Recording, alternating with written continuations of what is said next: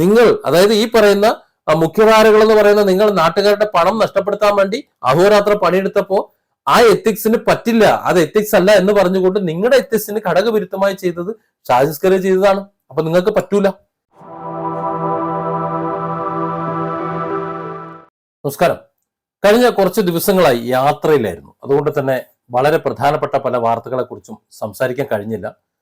എന്തായാലും ഓരോന്നായി എന്റേതായ അഭിപ്രായം ഞാനിവിടെ പറഞ്ഞു വെക്കുന്നുണ്ട്. അതിൽ ഏറ്റവും പ്രധാനപ്പെട്ടത് എന്ന് ഞാൻ കരുതുന്നത് മറുനാടൻ മലയാളി ചീഫ് എഡിറ്റർ ഷാജിസ് കറിയെ കൊലപ്പെടുത്താൻ വേണ്ടി ശ്രമിച്ച ശ്രമമാണ്, വധശ്രമമാണ്. അതേക്കുറിച്ച് മാധ്യമങ്ങൾ പലതരത്തിൽ വാർത്ത ചെയ്യുന്നത് കണ്ടു. ഇതിനിടയിൽ ഒരു മഞ്ഞ ചാനൽ, മീഡിയ വൺ എന്നാണ് അതിന്റെ പേര്, ആ മഞ്ഞ ചാനലിൽ ഒരു വാർത്ത വന്നത് കണ്ടു. വളരെ സങ്കടം തോന്നിയത് അങ്ങനെ ഒരു വാർത്ത കണ്ടപ്പോൾ. ഇത്ര തരം താഴ്ന്ന നിലയിൽ സംസാരിക്കാൻ ഇവർക്കേ പറ്റുള്ളൂ. മറ്റാരും തന്നെ ഈ രീതിയിൽ സംസാരിച്ചില്ല. കൈരളി, അതുപോലെ ദേശാഭിമാനി, ഇവരൊന്നും ഒരു മോശം സംസാരിക്കുന്നത് കേട്ടില്ല. ഒരു യാത്രയിലായിരുന്നത് കൊണ്ട് തന്നെ യഥാസമയം പ്രതികരിക്കാൻ കഴിഞ്ഞില്ല. ഈ വീഡിയോ ആ പ്രതികരണത്തിനാണ് ഞാൻ ഉപയോഗിക്കുന്നത്. തിരികെ നാട്ടിലേക്ക് വരുന്ന വഴി എരുമേലിയിൽ ശ്രീ ഷാജിസ് കറിയെ അദ്ദേഹത്തിന്റെ വീട്ടിൽ വെച്ച് കണ്ടു. കുറച്ച് കാര്യങ്ങളൊക്കെ സംസാരിച്ചു, വീട്ടിൽ തിരിച്ചെത്തി. അതിനുശേഷം ചെയ്യുന്ന ആദ്യത്തെ വീഡിയോ ആണത്. മഞ്ഞ ചാനലിന്റെ അവരുടെ ഔട്ട് ഓഫ് ഫോക്കസ് എന്ന് പറയുന്ന ചാനൽ, ആ പരിപാടിയുടെ കുറിച്ചുള്ള എന്റെ ഒരു അഭിപ്രായം പറഞ്ഞുകൊണ്ട് തുടങ്ങാമെന്ന് കരുതാണ്. നമുക്ക് ഓരോ വിഷയങ്ങളിലും സംസാരിക്കാം. ആരാണ് മഞ്ഞ, ആരാണ് വെള്ള എന്ന് നമുക്ക് ഇതിൽ തീരുമാനം ആകും. അപ്പോൾ ഇതിലൊരു പ്രശ്നം എന്ന് വെച്ചാൽ ഇതിനൊരു ആൾക്കൂട്ട ആക്രമണമാണ്, ഒരു ലിഞ്ചിങ് സ്വഭാവം ഇതിനുണ്ട് എന്ന് കാണുന്നവരുണ്ട്. അതൊരു ഗൗരവമുള്ള ഒരു പ്രശ്നം തന്നെയാണ്. ഇപ്പോൾ ഒരാളോട് നമുക്ക് വ്യക്തിപരമായിട്ട് കുറേ പേര് കൂടി തല്ലിക്കൊല്ലുക എന്ന് പറഞ്ഞാൽ ഒരു ജനാധിപത്യ സമൂഹത്തിൽ അത് അംഗീകരിക്കാൻ കഴിയില്ല. അയാൾ എന്ത് ചെയ്യുന്നു, എന്ത് ആയിക്കോട്ടെ, അയാൾ കൊടും കുറ്റവാളി ആയിക്കോട്ടെ, ഇപ്പോൾ 4-5 പേര് ചെന്നിട്ട് കായികമായി ആക്രമിക്കുക എന്നുള്ളത് ഒരു ജനാധിപത്യ സമൂഹത്തിൽ അംഗീകരിക്കാൻ കഴിയുന്ന കാര്യമല്ല. ഇത് മീഡിയ വൺ എന്ന മഞ്ഞ ചാനലിൽ വന്നിട്ടുള്ള അവരുടെ ഔട്ട് ഓഫ് ഫോക്കസിന്റെ ആദ്യ ഒരു പാർട്ടാണ്. അതിൽ വളരെ വ്യക്തമായിട്ട് പറയുന്നുണ്ട്, ആര് തന്നെ ആയിരുന്നാലും നിയമം കയ്യിലെടുക്കാനുള്ള ആ ഒരു സ്വാതന്ത്ര്യം അല്ലെങ്കിൽ ആ ഒരു ഇത് ആർക്കും കൊടുത്തിട്ടില്ല എന്ന്. അതാണ് എന്റെ രത്ന ചുരുക്കം എന്ന് പറയുന്നത്. ആര് തന്നെ എന്ത് തന്നെ കുറ്റം ചെയ്താലും, എത്ര കൊടും കുറ്റവാളിയായാലും, ഒരാൾക്കൂട്ട കൊലപാതകമോ അല്ലെങ്കിൽ മറ്റേതെങ്കിലും തരത്തിലോ കൊല്ലാൻ അല്ലെങ്കിൽ ശിക്ഷിക്കാൻ ആർക്കും അധികാരമില്ല. അതിന് നിയമമാണ് അത്തരം കാര്യങ്ങൾ ചെയ്യേണ്ടത് എന്ന് പറഞ്ഞു വെക്കുന്നുണ്ട്. ഈ കാര്യം നിങ്ങളുടെ മനസ്സിൽ വേണം. ഇത് മനസ്സിൽ വെച്ചുകൊണ്ട് വേണം ഇനിയുള്ള ഭാഗം കേൾക്കാൻ വേണ്ടി. പക്ഷേ ഇതിന് വേറൊരു വായനയുണ്ട്. ഇതിൻ്റെ വേറൊരു വായന എന്ന് പറഞ്ഞാൽ എന്തിനാണ് തല്ലിയത് എന്നുള്ള ക്വസ്റ്റൻ ഉണ്ടല്ലോ. ഇത് ഒരു റോഡ് റാഷിൻ്റെ പേരിലുണ്ടായ ഒരു പ്രശ്നമൊന്നുമല്ല. ഇത് മുൻകൂട്ടി പ്ലാൻ ചെയ്തതാണ്. നമുക്ക് ഇത് വ്യക്തമാവും. കാരണം പോലീസ് എഫ്ഐആർ തന്നെ അങ്ങനെയാണ് തോന്നുന്നത്. എഫ്ഐആറിൽ പ്രതികളുടെ പേരൊന്നുമില്ല എങ്കിൽ പോലും. അപ്പോൾ ഞാനിപ്പോൾ ഇതിൻ്റെ ഭാഗമായിട്ട് ഞാൻ സാധാരണ ഈ ഷാജിസ് കറിയുടെ വെബ്സൈറ്റ് വായിക്കാറില്ല. ഇത് ഒരു വലിയ പ്രധാനപ്പെട്ട ഒരു പോയിന്റാണ്. അതായത് ഈ പറഞ്ഞ മഞ്ഞ ചാനലിലെ അവതാരകരോ മറ്റ് ജീവനക്കാരോ ആരും തന്നെ ഷാജിസ് കറിയയുടെ മറുനാടൻ മലയാളിയുടെ പോർട്ടലോ അവരുടെ ചാനൽ വീഡിയോകളോ ഒന്നും കാണാറില്ല എന്ന് പറയുന്നു. അങ്ങനെയാണെങ്കിൽ പിന്നെ എങ്ങനെയാണ് ഈ മറുനാടൻ ചീഫ് എഡിറ്റർ ഷാജിസ് കറിയയും മറ്റുള്ളവരുമൊക്കെ മോശം ആൾക്കാരാണ് എന്ന് ഇവർ വിലയിരുത്തിയത്? എങ്ങനെയാണ് വിലയിരുത്തിയത്? ഇവർ പക്ഷേ ചേർത്ത് പറയുന്നുണ്ട്. അതായത് എത്ര കൊടും കുറ്റവാളിയായാലും ആ കുറ്റവാളിയെ ശിക്ഷിക്കാനോ മർദ്ദിക്കാനോ കൊലപ്പെടുത്താനോ ആർക്കും അവകാശമില്ല, അത് ചെയ്യാൻ പാടില്ല, തെറ്റാണ് എന്ന് പറയുമ്പോൾ തന്നെ പക്ഷേ എന്തിനു വേണ്ടിയാണ്? അതായത് മറുനാടൻ മലയാളി ചീഫ് എഡിറ്റർ ഷാജിസ് കറിയെ ചില സത്യങ്ങൾ വിളിച്ചു പറഞ്ഞാൽ, മറ്റു കാര്യങ്ങൾ ചെയ്തു പറഞ്ഞാൽ ആവാം. ആ പക്ഷേ അതാണ് ഉദ്ദേശിക്കുന്നത് തോന്നുന്നു, അല്ലേ? എന്നാൽ അതേസമയം തന്നെ ഇതിലുള്ള വിദ്വാൻമാർ, ഈ മഞ്ഞ അവതാരകർ മുഴുവൻ പറയുന്നത് ഞങ്ങൾ ഷാജിസ് കറിയുടെ യാതൊരു വായനയും വീഡിയോ ഒന്ന് കാണുക വായിക്കുക ഒന്നും ചെയ്യില്ല. പിന്നെ എങ്ങനെ നിങ്ങൾ മനസ്സിലാക്കി പറയണം? ഇദ്ദേഹത്തെ നമ്മൾ യൂട്യൂബർ എന്ന് വിളിക്കും. കാരണം ഈ ഷാജിസ് കറി മുമ്പ് മാധ്യമപ്രവർത്തനം നടത്തിയ ആളാണ്. അദ്ദേഹം ദീപികയിലും മംഗളത്തിലും ജോലി ചെയ്ത ആളാണ്. ഇപ്പോൾ അദ്ദേഹത്തെ മാധ്യമപ്രവർത്തകർ എന്ന് പലരും വിളിക്കാത്തതിൻ്റെയും യൂട്യൂബർ എന്ന് സവിശേഷമായി വിളിക്കാനുള്ള കാരണം മാധ്യമപ്രവർത്തനത്തിൽ പാലിക്കേണ്ട ചില എത്തിക്സ് ഉണ്ട്. ആ എത്തിക്സ് ഇദ്ദേഹം പാലിക്കുന്നേ ഇല്ല എന്നുള്ളതാണ്. അത് ശരിയാണ്. കാരണം മാധ്യമ പ്രവർത്തനത്തിൽ നിങ്ങൾ പാലിക്കുന്ന നിങ്ങളുടെ ചില എത്തിക്സുകൾ മറുനാടൻ ഷാജിസ് കറിയെ ചെയ്യാറില്ല. ഒരു ഉദാഹരണം ഞാൻ പറയാം. ഇദ്ദേഹം ഒരു റിപ്പോർട്ടർ ആയിരുന്നു എന്ന് നിങ്ങൾ സമ്മതിച്ചല്ലോ. അതായത് കേരളത്തിൽ ഏറ്റവും നല്ല പത്രപ്രവർത്തകനുള്ള അവാർഡ് വാങ്ങിയിട്ടുള്ള ഒരു വ്യക്തിയാണ് ഷാജിസ് കറിയ. പത്രങ്ങളിൽ വർക്ക് ചെയ്യുന്നു, ഒളിമ്പിക്സുകൾ അടക്കം വിദേശ റിപ്പോർട്ടുകൾ. അതായത് ഷാജിസ് കറിയ ചെയ്തിട്ടുള്ള പത്രപ്രവർത്തനത്തിന്റെ അറ്റവും മൂലവും പോലും തൊടാനോ മണത്തറിയാനോ പോലും കഴിയാത്ത ആൾക്കാരായി ഇവിടെ വന്നിരുന്ന ഷാജിസ് കറിയെ അളക്കുന്നതെന്ന് ചിന്തിക്കണം. പിന്നെ ഷാജിസ് കറിയ യൂട്യൂബർ ആയത്. യൂട്യൂബർ എന്ന് പറഞ്ഞാൽ ഇപ്പോൾ ഞാനൊക്കെ ഒരു വ്ളോഗർ ആകുന്നതിന് മുമ്പ് ഒരു ബ്ലോഗർ ആയിരുന്നു. ബ്ലോഗ് സ്പോട്ട് എന്ന് പറയും. kottoti.blogspot.com എന്ന് പറയുന്ന ഡൊമൈൻ ഇന്നുമുണ്ട്. ഈ പള്ളിക്കൂടം, കേരള ബ്ലോഗേഴ്സ് ഡയറക്ടറി എന്നുള്ള സ്കൂളുകളും ഡയറക്ടറിയും ഒക്കെ ഇപ്പോഴും ഞാൻ നടത്തിക്കൊണ്ട് വരുന്നുണ്ട്. ആ കാലമൊക്കെ കഴിഞ്ഞ് ഇപ്പോൾ അപ്ഡേറ്റ് ചെയ്ത് ഇപ്പോൾ ബ്ലോഗിന്റെ കാലമാണ്. അതുകൊണ്ട് ഫേസ്ബുക്കും യൂട്യൂബും ഒക്കെ വന്നപ്പോൾ സ്വാഭാവികമായിട്ടും ബ്ലോഗ് കുറച്ച് മുന്നോട്ട് പോയി എന്ന് പറയുന്നത് പോലെ ഇന്റർനെറ്റും കമ്പ്യൂട്ടറും ഒക്കെ വന്നപ്പോൾ സ്വാഭാവികമായും വാർത്താ അവതരണ മേഖലയിൽ കൂടുതൽ മുന്നോട്ട് പോയി. ശ്രീ ഷാജസ്കറിയ ആ അവസരത്തെ ആദ്യം മുതലാക്കിയ ആളാണ്. അങ്ങനെ ആദ്യം മുതലെടുക്കാത്ത ആൾക്കാർ സ്വാഭാവികമായും ഔട്ടായി പോകും. നോക്കിയയുടെ കഥ നമുക്കറിയാലോ. ആൻഡ്രോയിഡ് വന്നപ്പോ നോക്കിയ അതിനോടൊപ്പം നിന്നില്ല, മുന്നോട്ട് പോകാൻ നിന്നില്ല. അതുകൊണ്ട് തന്നെ അത് ഫീൽഡിൽ നിന്ന് ഔട്ടായി പോയി. ഇവിടുത്തെ ഏറ്റവും പ്രശ്നം ഈ ഓൺലൈൻ മേഖലയിലേക്ക് വന്നപ്പോൾ, ഓൺലൈൻ ഇന്റർനെറ്റ് മേഖല വന്നപ്പോൾ അതിൽ ഓൺലൈൻ ഏറ്റവും മുമ്പേ തുടങ്ങിയത് ഷാജസ്കറിയാണ്. അതിന്റെ സാധ്യത മനസ്സിലാക്കിക്കൊണ്ട് മറുനാടൻ മലയാളി ചാനൽ തുടങ്ങുമ്പോൾ അല്ലെങ്കിൽ പോർട്ടൽ തുടങ്ങുമ്പോൾ അതിന്റെ സാധ്യതയിലേക്ക് ഈ പറയുന്ന ഈ മഞ്ഞ ചാനലോ അല്ലെങ്കിൽ മറ്റുള്ളവരോ പോയില്ല. അങ്ങനെ പോയിരുന്നു എന്നുണ്ടെങ്കിൽ ഈ ഒരു അവസ്ഥ അവർക്ക് ഉണ്ടാവില്ലായിരുന്നു. ഇന്ന് മറുനാടന്റെ വായനക്കാർ കൂടുതലാണ്, മറുനാടന്റെ കേൾവിക്കാർ കൂടുതലാണ്. അതിന്റെ 7 അയലത്ത് പോലും ഈ മീഡിയ വൺ എന്ന് പറയുന്ന മഞ്ഞ ചാനലിന് കിട്ടാത്തതിന്റെ കുയിന്താണ്, കുശുമ്പാണ് എന്നേ എനിക്ക് പറയാൻ പറ്റുള്ളൂ. പിന്നെ യൂട്യൂബർ എന്ന് പറയുന്നത് എന്താ അത്ര മോശമാ? നിങ്ങൾ ഈ വീഡിയോ യൂട്യൂബിലല്ലേ ഇരുന്ന് സംസാരിക്കുന്നപ്പോൾ നിങ്ങൾ യൂട്യൂബർ അല്ലേ? എന്നാൽ പിന്നെ മീഡിയ വൺ എന്ന് പറയുന്ന മഞ്ഞ ചാനലിന് യൂട്യൂബ് അക്കൗണ്ട് വേണ്ട എന്ന് പറഞ്ഞ് ഡിലീറ്റ് ചെയ്ത് നോക്ക്. നിങ്ങളുടെ മാനേജ്മെന്റ് അതിന് സമ്മതിക്കുമെന്ന് അറിയാലോ. അപ്പോൾ ഷാജസ്കറിയ ചെയ്യുമ്പോൾ അത് യൂട്യൂബ്, നിങ്ങൾ ചെയ്യുമ്പോൾ അത് ചാനൽ. അതെങ്ങനെയാകുക? ഇവിടെ ചില സ്വാതന്ത്ര്യങ്ങളുണ്ട്. സത്യം സത്യം പോലെ വിളിച്ചു പറയാൻ പറ്റും. അതാണ് അതിന്റെ എത്തിക്സ് എന്ന് പറയുന്നത്. പിന്നെ മീഡിയ വൺ എന്ന മഞ്ഞ ചാനൽ ഷാജസ്കറിയയിൽ കാണാത്ത ചില എത്തിക്സ്. അതിൽ ഒരു ഉദാഹരണം ഞാൻ തരാം. ഇവിടെ ഏതാണ്ട് ഷാജസ്കറിയ 1 വർഷം മുമ്പ് പറഞ്ഞു തുടങ്ങിയതാണ്, 1 വർഷത്തിലധികം മുമ്പ് തന്നെ ഈ അൽമുക്താദർ ജുവലറി നിക്ഷേപവുമായി ബന്ധപ്പെട്ട് തട്ടിപ്പിനെ കുറിച്ച് സംസാരിച്ചിരുന്നു. അന്ന് ഈ മുഖ്യധാര മാധ്യമങ്ങൾ എന്ന് പറയുന്ന ഈ വെള്ള ചാനലുകളെല്ലാം അല്ലെങ്കിൽ പത്രങ്ങളെല്ലാം കൊടുത്തിരുന്നത് അവരുടെ പരസ്യമാണ്. അതായത് ജനങ്ങളുടെ പണം തട്ടിയെടുത്ത് പറ്റിച്ചു കൊണ്ടുപോകാനുള്ള ഒത്താശ ചെയ്തു കൊടുക്കുകയായിരുന്നു ഇവരെല്ലാം ചെയ്തുകൊണ്ടിരുന്നത്. സംശയമുണ്ടോ കാര്യത്തിൽ എന്റെ കേൾവിക്കാർക്ക്?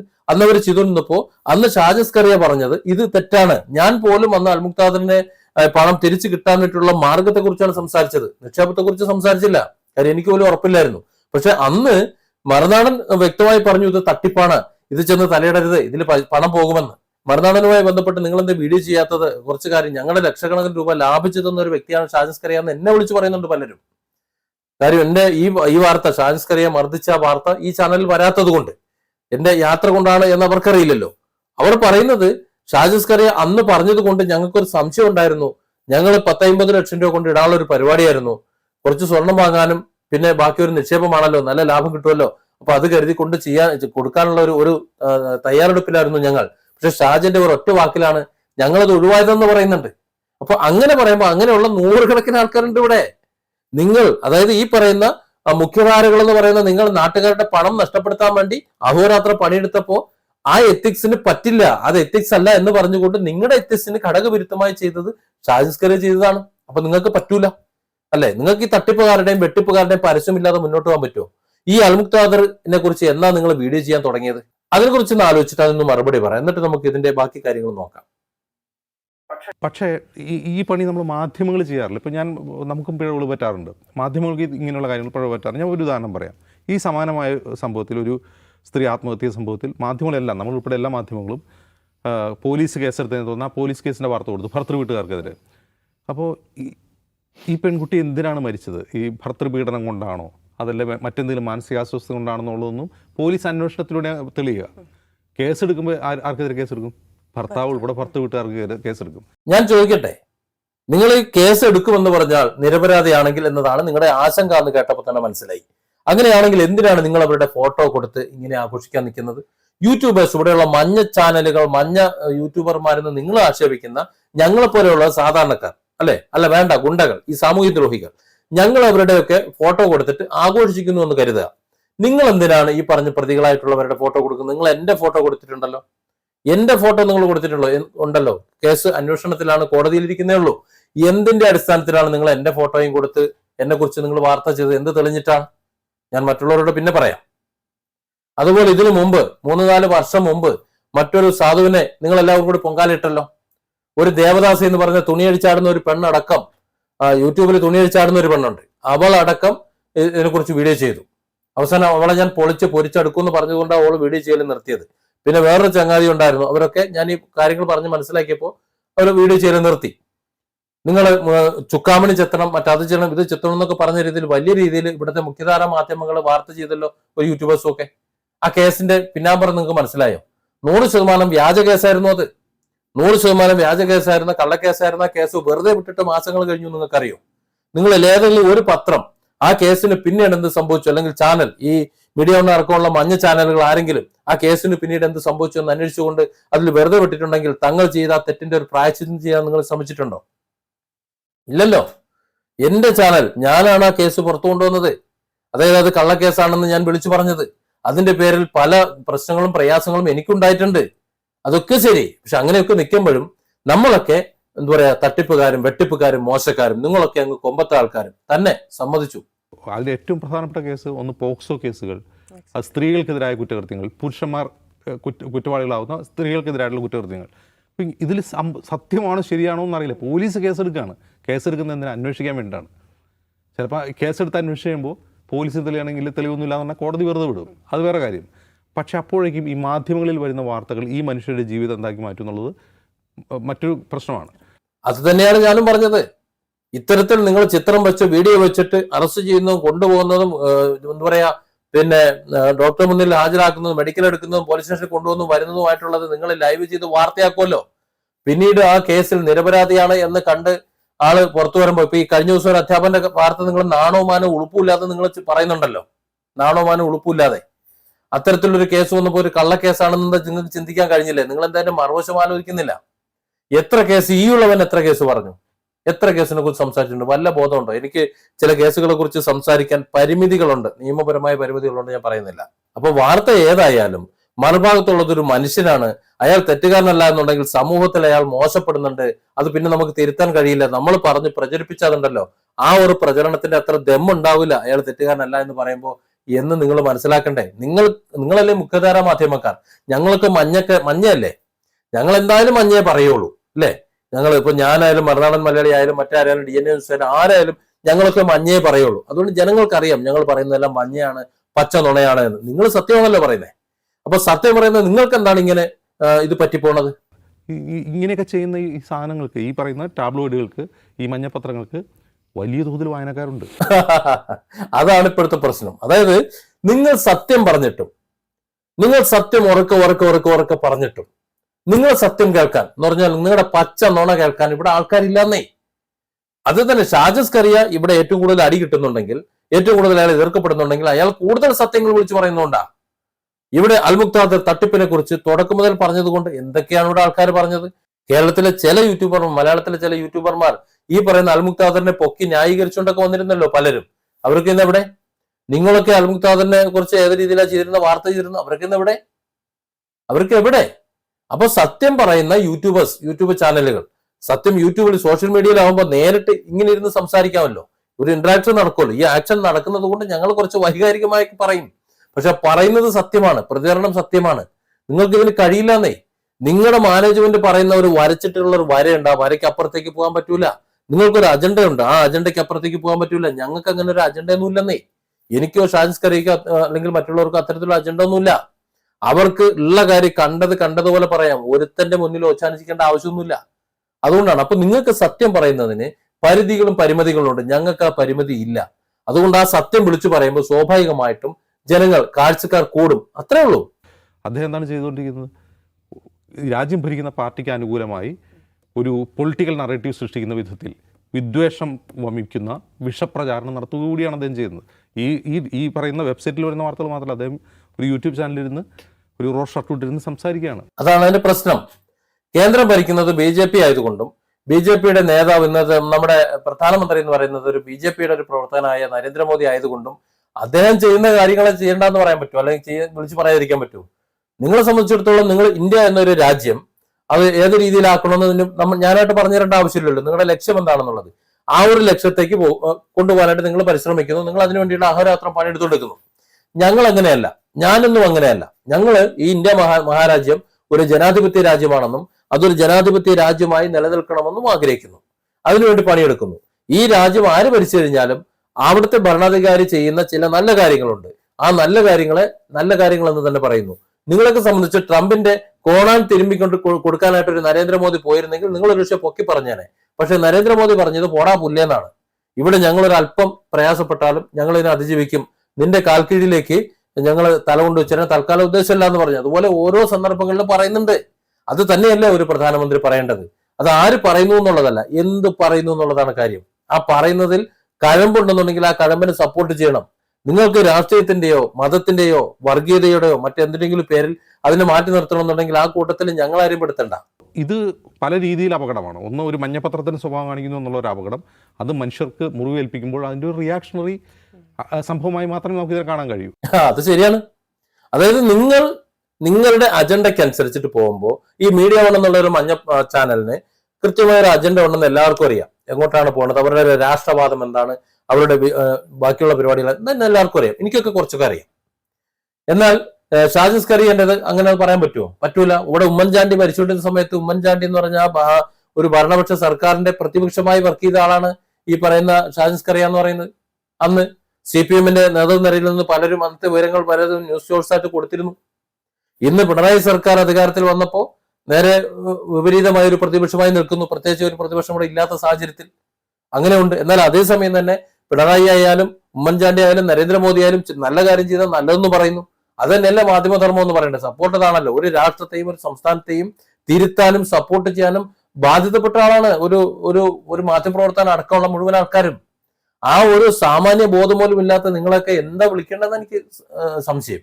അതുപോലെ വളരെ പ്ലാൻഡ് ആയിട്ട് നമ്മുടെ സാമൂഹ്യ ശരീരത്തിനകത്തേക്ക് വിഷം കുത്തിവെക്കുകയും ആളുകളെക്കുറിച്ച് എന്താ അപഖ്യാതി പറഞ്ഞും ഹിറ്റുണ്ടാക്കുകയും നിങ്ങളെക്കുറിച്ച് ഞാൻ അപഖ്യാതി പറഞ്ഞു കളയും ഇല്ലെങ്കിൽ എന്നെ ഡീൽ ചെയ്യൂ എന്ന് പറഞ്ഞ് പണിയെടുക്കുന്ന ആളുകളോട് നമുക്ക് ആഗോള മാധ്യമ പ്രവർത്തനത്തിൻ്റെ സാധ്യതകളും വെല്ലുവിളികളും എന്ന വിഷയത്തിൽ ക്ലാസ് എടുക്കേണ്ട ഒരു കാര്യമില്ല എന്നുള്ള അഭിപ്രായമുള്ള ആളാണ് ഞാൻ. കാരണം അവർക്ക് നന്നായി അറിയാം എന്താണ് ഈ പണിയെടുത്തുകൊണ്ടിരിക്കുന്നത്, എങ്ങനെയാണ് അവരുടെ ലക്ഷ്യങ്ങൾ നേടുന്നതെന്ന്. അതായത് ഘടാഘടിയൻ വാക്കുകൾ അനർഗളം നിർഗളം ഇങ്ങനെ ഗവൺമെന്റിൽ നിന്ന് നിർഗമിച്ചുകൊണ്ടിരുന്നിട്ട് ഒരു കാര്യമില്ല. അങ്ങനെ കുറെ കടിച്ചാപ്പൊട്ടാത്ത വാക്കുകൾ പറഞ്ഞിട്ട് ഒരു കാര്യമില്ലെന്നേ. നിങ്ങൾക്ക് നിങ്ങളുടെ ചാനൽ ഡെവലപ്പ് ആകണോ, നിങ്ങളുടെ ചാനൽ 10 പേര് കാണണോ, അതിന് ഷാജി സ്കറിയെ ചോദിച്ചിട്ട് കാര്യമില്ല. നിങ്ങൾ സത്യസന്ധമായിട്ട് വാർത്ത ചെയ്യും. ഈ സമൂഹത്തിൽ യൂട്യൂബ് ചാനലുകൾ അല്ലെങ്കിൽ അതുപോലുള്ള ചാനലുകളാണ് വാർത്തകൾ കൂടുതൽ കാണാൻ ജനങ്ങൾ ആഗ്രഹിക്കുന്നെങ്കിൽ, തിരഞ്ഞെടുക്കുന്നെങ്കിൽ നിങ്ങളുടെ കഴിവ് കേടാണെന്നേ. നിങ്ങൾ സത്യം പറയാത്തത് കൊണ്ടല്ലേ. 127 കേസുള്ള ഒരു എന്താണ് യൂട്യൂബർ, അങ്ങനെ ഒരാൾക്ക് ചുമ്മാ 127 കേസ് വരുമോ? അത് മനുഷ്യരുടെ അന്തസ്സിന് മേൽ കയറി മേഞ്ഞിട്ടുണ്ടായ കേസാണ്. തന്നെ 127 കേസ് എന്തുകൊണ്ടാണ് മീഡിയ ഉള്ളിരിക്കുന്ന നിങ്ങളൊക്കെ വരാത്തത്? നിങ്ങൾ വായ മൂടി കെട്ടി ബാക്കിയുള്ളവരെ അടിമപ്പണി എടുക്കുകയാണ്. അതുകൊണ്ട് നിങ്ങൾക്ക് കേസ് വരൂല. ഈ സമൂഹത്തിൽ കാണുന്ന അനീതിയും മറ്റു കാര്യങ്ങളും കൊള്ളയും കൊലപാതകങ്ങളും വിളിച്ചു പറയില്ല. നിങ്ങൾ വായ മൂടിക്കെട്ട് അവർക്ക് വേണമെങ്കിൽ ചന്തി കഴുകി കൊടുക്കും, ഇല്ലേ? അതടക്കം ഒന്ന് ചെയ്തു കൊടുക്കും. നിങ്ങൾ അതൊക്കെ ചെയ്യും. അതുകൊണ്ട് ഒരിക്കലും എന്ത് ചെയ്യില്ല, നിങ്ങൾക്കെതിരെ ഒരു കേസും വരില്ല. നിങ്ങൾ എന്ത് വേണമെങ്കിലും അവരെ സഹായിക്കും, എന്ത് വേണമെങ്കിലും തിരുമ്മി കൊടുക്കും. ഞാൻ അത്രേ മനസ്സിലാക്കുന്നുള്ളൂ. അത് ചെയ്തു കൊടുക്കും, അതിലപ്പുറമൊന്നും വരാനില്ല. അതുകൊണ്ട് നിങ്ങളുടെ പേരിൽ കേസ് വരില്ല. ഇവിടെ ഷാജി സ്കറിയെ വിളിച്ചു പറയുന്ന സത്യങ്ങളെന്ത് പിന്നീട് നിങ്ങൾക്ക് അത് പറയേണ്ടി വരുന്നത്. അപ്പോൾ ആദ്യം ഇത് വിളിച്ചു പറയുന്നത് ഷാജി സ്കറി ആയതുകൊണ്ട് ഷാജി സ്കറിക്കെതിരെ കേസ് വരും. നിങ്ങളൊക്കെ വരുമ്പോഴേക്കും കേസ് ഷാജി സ്കറിയുടെ മണ്ടയിൽ വന്നോളും. അതായത് ഷാജൻ ഏറ്റെടുക്കുന്നത് ഒരു യേശുക്രിസ്തുവിന്റെ കാര്യം പറഞ്ഞതുപോലെയാണ്. മറ്റുള്ളവരുടെ പാപത്തിനുള്ള ശിക്ഷയും കൂടെ മൂപ്പരെ ഏറ്റുവാങ്ങുന്ന പോലെയാണ് എനിക്ക് ഫീൽ ചെയ്തിട്ടുള്ളത്. കാര്യം ഇതെല്ലാം നിങ്ങൾ സ്വപ്നം കാണുന്നതിന് മുമ്പ്, നിങ്ങൾ സ്വപ്നത്തിൽ ചിന്തിക്കുന്നതിന് മുമ്പ് ഷാജി സ്കറിയ വാർത്തയായി ആളെ ചാനലിലൂടെ പുറത്ത് പറഞ്ഞിട്ടുണ്ടാവും, അല്ലെങ്കിൽ പോർട്ടലിലൂടെ പുറത്ത് പറഞ്ഞിട്ടുണ്ടാവും. അതുകൊണ്ട് തന്നെ അവരുടെ വൈരാഗ്യവും മറ്റു കാര്യങ്ങളും എല്ലാം ഒരു യൂട്യൂബ് ചാനൽ മാത്രമായതുകൊണ്ട് എന്ന് അവർ ചിന്തിക്കുകയാണ്.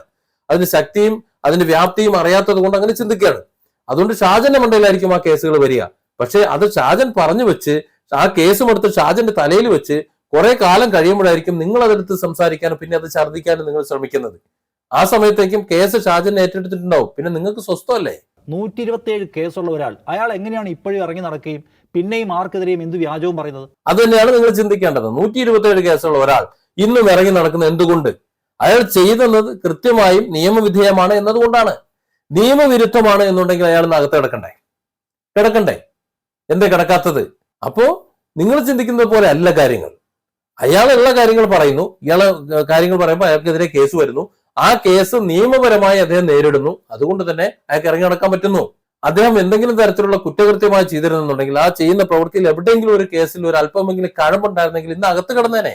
കിടക്കുന്നില്ലെങ്കിൽ അതിനർത്ഥം ഇന്ന് എന്നെയും നിങ്ങളെയും പോലെ ഈ വിധത്തിൽ ഇറങ്ങി പുറത്ത് നടക്കുന്നുണ്ടെങ്കിൽ അതിന്റെ അർത്ഥം അയാളൊന്നും ചെയ്യുന്നില്ല എന്ന് തന്നെയാണ്. അയാൾ പറയുന്നത് സത്യമെന്ന് തന്നെയാണ്. ഇതെല്ലാം ആദ്യം വിളിച്ചു പറയുന്നത് ഷാജനായതുകൊണ്ട് ആദ്യം കേസ് വരുന്നത് ഷാജനായിരിക്കും. പിന്നെ അതിനുശേഷം കുറെ കാലം കഴിയുമ്പോൾ നിങ്ങളെല്ലാം കൂടി ബാക്കിയുള്ള മഞ്ഞകളും വെള്ളകളും എല്ലാം കൂടി എടുത്തു വെച്ചിട്ട് അതുകൊണ്ട് പറയാൻ തുടങ്ങുമ്പോഴേക്കും കഥ വ്യാപ്തിയായിട്ടുണ്ടോ? പിന്നെ അവർ എത്ര പേരുടെ കേസ് കൊടുക്കും? പിന്നെ കൊടുക്കാൻ കഴിയില്ലല്ലോ. ചുരുക്കം പറഞ്ഞാൽ നിങ്ങളാണ് മഞ്ഞകൾ. നിങ്ങൾ പണത്തിന് വേണ്ടി, മറ്റുള്ളവരുടെ പരസ്യങ്ങൾ കൊടുക്കാൻ വേണ്ടി, കിട്ടാൻ വേണ്ടി, അതിനുവേണ്ടി ഇങ്ങനെ എന്ത് ചെയ്യാ, എന്തും ഏതും എവിടെയും തിരുമ്മി കൊടുക്കാൻ വേണ്ടി നിൽക്കുകയാണ്, എന്തും മറയ്ക്കാൻ തയ്യാറായി നിൽക്കുകയാണ്. അവസാനം ഒരു ഗതിയും പരഗതിയും ഇല്ലാതെ ഷാജനും ഞാനും അടക്കമുള്ള മുഴുവൻ ആൾക്കാരും അത് മാന്തി പുറത്തിടുന്ന ഒരു സാഹചര്യം വരുമ്പോൾ ഗത്യന്തരമില്ലാതെ നിങ്ങൾക്ക് പറയേണ്ടി വരികയാണ്. അപ്പോഴും നിങ്ങളുടെ പരസ്യങ്ങൾ ഉണ്ടാവും. നിങ്ങൾ വാർത്ത ചെയ്തില്ലെങ്കിൽ എന്റെ കോടികൾ ഞാൻ തരില്ല എന്ന് പറഞ്ഞാൽ അപ്പോഴും നിങ്ങൾ മുക്കും, അല്ലെങ്കിൽ അവർക്ക് വേണ്ടി ഓശാന പാടും. അതിന് യൂട്യൂബ് ചാനലുകൾ കിട്ടുന്നില്ല. അവർ സ്വതന്ത്ര മാധ്യമ പ്രവർത്തനങ്ങൾ നടത്തുന്നത് ഈ പേപ്പറിൽ എഴുതി വെക്കുന്നതും സ്ക്രീനിൽ വരുന്നതും മാത്രമല്ല, ഓൺലൈൻ മേഖലയാണ് ഇന്ന് ശക്തം എന്ന് പറയുന്നത്. അതുകൊണ്ട് ഒരു കാര്യം മനസ്സിലാക്കിക്കോ, ഈ പറയുന്ന യൂട്യൂബും ഈ പറയുന്ന ഫേസ്ബുക്കും അടങ്ങുന്ന സോഷ്യൽ മീഡിയയാണ് ഇന്ന് ഏറ്റവും വലിയ ശക്തി. അത് ഇനിയെങ്കിലും നിങ്ങൾ തിരിച്ചറിഞ്ഞില്ല എന്നുണ്ടെങ്കിൽ നിങ്ങൾ തിരിച്ചറിയുന്ന കാലം വരുമ്പോൾ നിങ്ങൾ ബാക്കി ഉണ്ടാവില്ല. Different angles. Don't forget to subscribe and support this channel.